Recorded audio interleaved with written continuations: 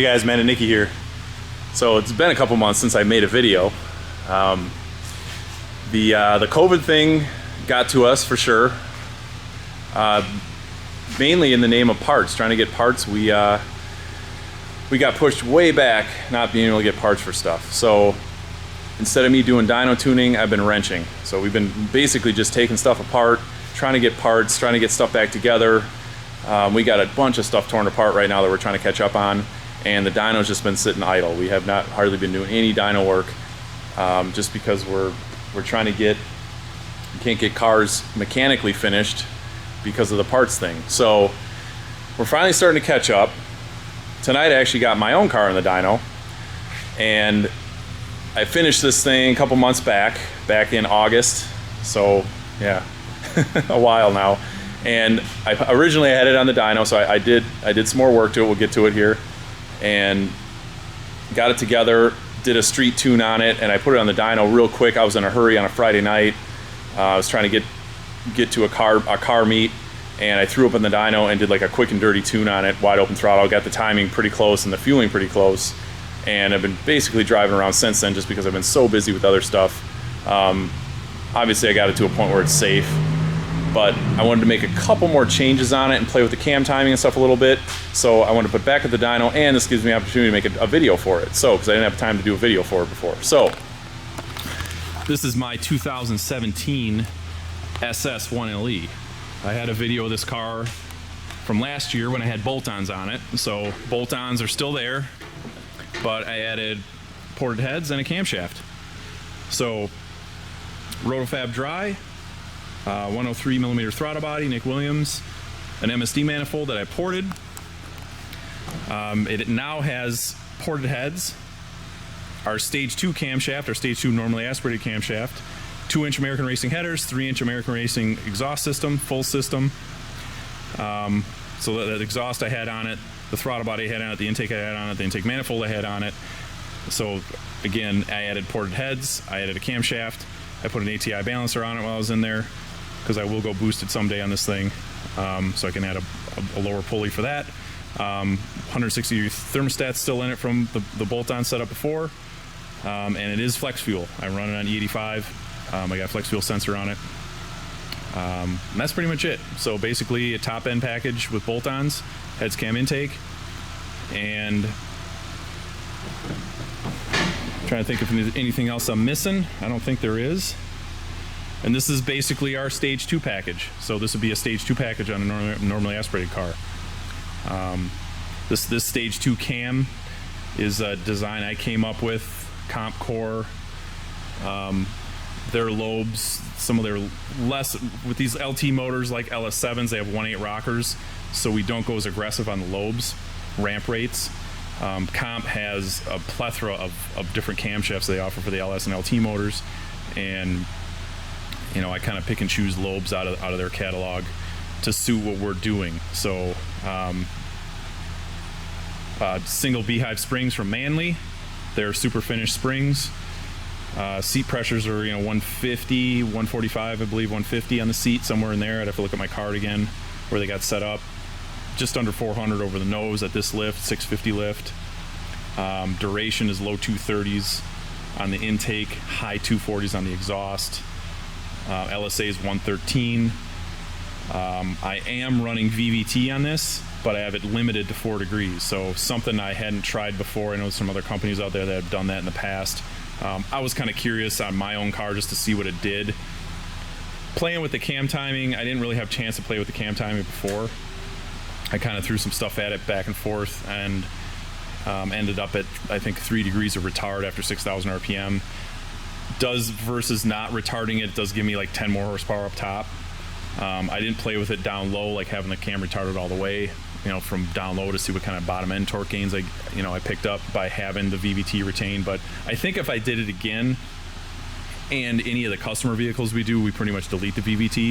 If I did it again in my own car, I would delete the VVT because I don't know that it's doing a whole lot, and I just wanted to play with it. I want to do something on my own car a little different, but normally this camshaft would be a VVT delete. So something else I should mention with our cam kit on this, we do a K-Tech Valley pan, so we delete all the DOD stuff. The displacement on a man gets deleted. hardened push rods, like I said, Manley springs, titanium retainers. I also have Johnson lifters. I have 2110 Johnson lifters in this too that I put in it. So obviously we get rid of the DoD lifters, and I wanted to go to something that, you know, I have bigger plans for this car in the future. You know, possibly like a 427 build or something like that. And I wanted to, some of the parts I bought for it, I want to kind of overdo it. We do the Johnson lifters we've been using the past couple of years, and I really like them. They're really quiet. They're actually noticeably quieter with a big lift cam like this over like an LS7 lifter or even the CTS VR lifters. So they're definitely more expensive, but I think they're worth it. So kind of an option on our package would be the Johnson lifters. We highly recommend them, but if somebody didn't want to spend the coin for those, we'd certainly for this kind of lift, I don't run LS7 lifters, and this kind of, you know, 650 lift with this kind of spring pressure, LS7 lifters just don't last as long. You know, if we're down at 600 lift or low 600s and we're using like sometimes we'll use PSI springs at 130 on the seat, 370 over the nose, the LS7 lifters will live in those conditions. This, with this kind of rocker ratio and this kind of lift and that kind of spring pressure, the Johnsons are highly recommended. So all right, done ranting about that. So yeah, we went over the bolt-ons. Everything else pretty much stock. You can see I got the dyno dummy wheels on it. I have drag radials. I know the other video I did not have drag radials. I put drag radials on my stock wheels because now with this added power, it's just blowing the tires off. So I put a set of drag radials on it, and I do not like running drag radials in the dyno because these dyno rollers, the knurling on this roller chews the radials up pretty good. I'm doing, you know, you do 5-10 pulls and they noticeably will wear a set of drag radials. So you can see the American Racing tips. Trying to think what else. Yeah, I really like this car. These 6 gens are a lot of fun. Been having a ton of fun with it the past couple years I've owned it. And I'm gonna set the camera down and I'm gonna do some pulls on it, and I'll film a couple of them and see how far I need to go as far as pulls. Hopefully 4 or 5 pulls, I'm done, and I'll show you guys the last couple and maybe do some comparison on my old bolt-on graph, and we'll go from there.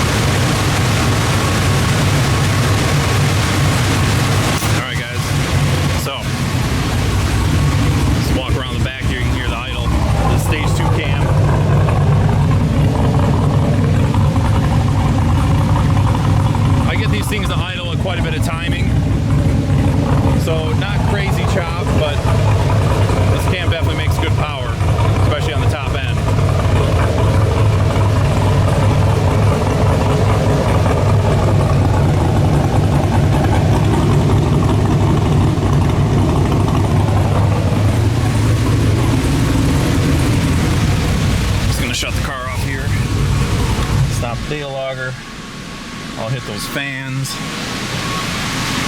Then we'll take a look at the graph.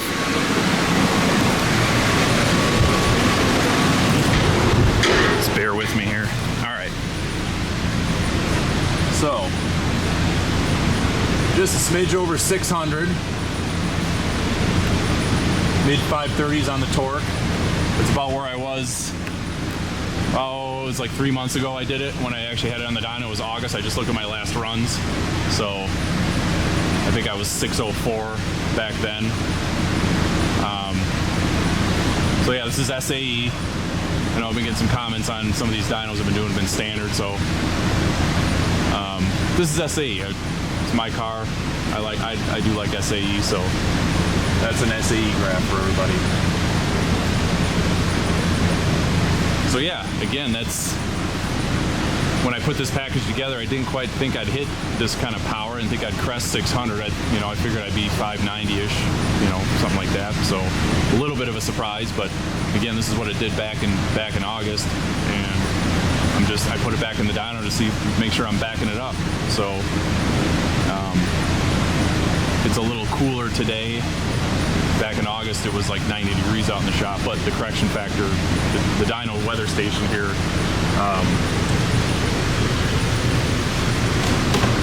obviously we have this little, we got this little atmospheric sensor, and that corrects for the weather. So yeah, I'm pretty happy with that. Again, guys, it's basically this is our stage 2 kit for a normally aspirated. It's our stage 2 cam, ported heads. So these heads are CNC ported. Basically we send them off, have them CNC ported, and then I do a little bit touch up on them. So they come back. We actually are sending them, this set I actually sent to Lingenfelter, and I like their porting because they don't take a hole, they don't hog the ports way out. So they only hog them out to, they take them from like, I think 297 is the stock port dimension for the CC, and they take them out to 308, and then I take the push rod pinch and kind of smooth that out. Basically they don't take the push rod pinch completely out of the head port, and it leaves me a little bit of room to play. So but I really like them. They still have good velocity, and some of the heads you see, the CNC porting is 315 to 320 cc, and the heads get really big, and you lose even more low end. So one more. Let me just bear with me here. I'm going to bring up my old bolt-on dyno. Yeah, so that's. Let's just get 2 graphs here. Let me clear all this out. So I'm going to close everything. I'm going to go back to my bolt-on dyno last year, and then the dyno I just did. So there's the 2. So that's bolt-ons. So that was headers, cold air, the MSD manifold, ported, thermostat, throttle body. Blue line. Red line is adding the ported heads and adding that stage 2 cam. So you can see, obviously, there's a trade-off.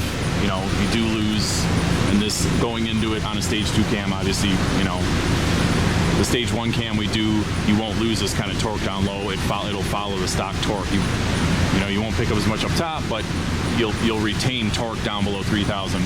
For what I'm doing with this car, I don't really care about power below 3,000. I drag race it, I road race it. It's always above 3,000 RPM.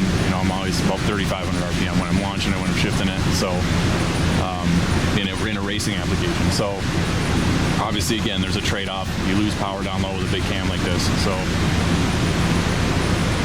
But you obviously can see, you start to gain power, mid 3,000s, and by you see this big jump in power here, 4,700.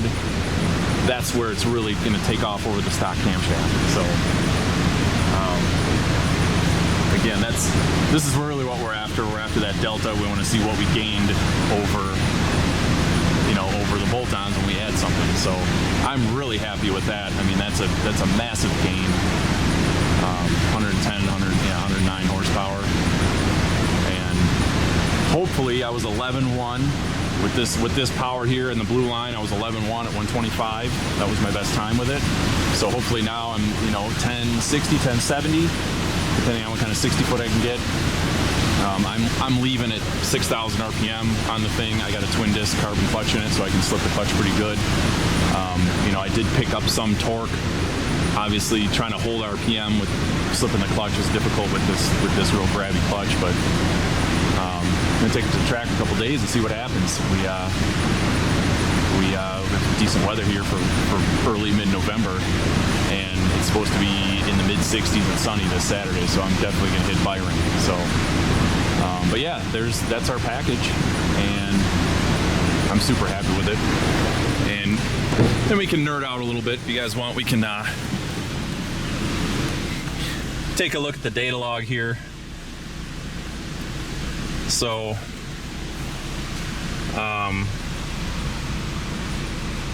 So lambda, this is where it liked it, you know, 0.86 to 0.87. So again, lambda is my air fuel. That's the yellow. So you can see I'm kind of right in that range. Timing. This is, again, I did 4 or 5 pulls back in August, and I just did 4 or 5 pulls just now to kind of back everything up. I did raise the rev limiter up some more. Back in August, I was only pulling it to 7, and I could see it was still making power, you know, at 7. It's definitely dropping off after 6,500, but it's, you know, not as hard. So I'm pulling it to 70. I pulled it to almost 7,300 here. You can go back and look at the dyno graph. It's still pretty flat. So I'm going to be shifting this car. I know some guys are revving these stock bottom ends 7,500. I'm not super comfortable with that on stock rods. So I'm going to keep it about 73. Maybe if I'm going for a glory pass, I might bump the limiter up to 75 and, you know, shift it up to 74 or something like that. But definitely likes a lot of timing down low just because of that bigger cam. There's some bleed off down there, you know, obviously for cylinder pressure with the bigger cam. Yeah, that's, I mean, you know, E80. Right now, I just filled up a couple days ago. We're on that summer, or that I think we're back down into the winter blend here. E85 content 75. So when I dynoed it back in August, I think I was at 78, so really close. You know, not a huge difference. LT4 pump, I got the pressure up 20 megapascals. Don't know what else we can nerd out about on this. This is pretty much the data log. I mean, timing, fuel, it's all there. Yeah. My KPA is looking like it's holding on pretty good up top with that big Roto-Fab and that big intake. I'm dropping just a couple. Dropping from 99 to 97-ish. So that's pretty typical. You know, like stock intakes will drop down 95, 94 when you're trying to draw through a stock intake with a setup like this. Or like a supercharged application that's making 600, you know, 600 plus. So Roto-Fab is doing its job. Big throttle body, everything's working together. So yeah, that'll be it for this. And just wanted to make a little video on this car, and so you guys can kind of see how I'm progressing with my own car. And you know, when I get time, I work on it. And maybe next year might add some boost to it. We'll see. Might keep it like this for another year. It's really fun driving this thing around NA. Drive, like I said, I've been driving around for a couple months like this, and it's a blast. You know, revving at 7,300. The motor sounds awesome. I'm happy with it. So boost will definitely be in the future. We'll see, maybe a year or two. But thanks for watching, guys. That'll be it for this video, and hopefully I'll get some more videos out this month. We got a couple more cars coming down the pipeline. So talk to you later.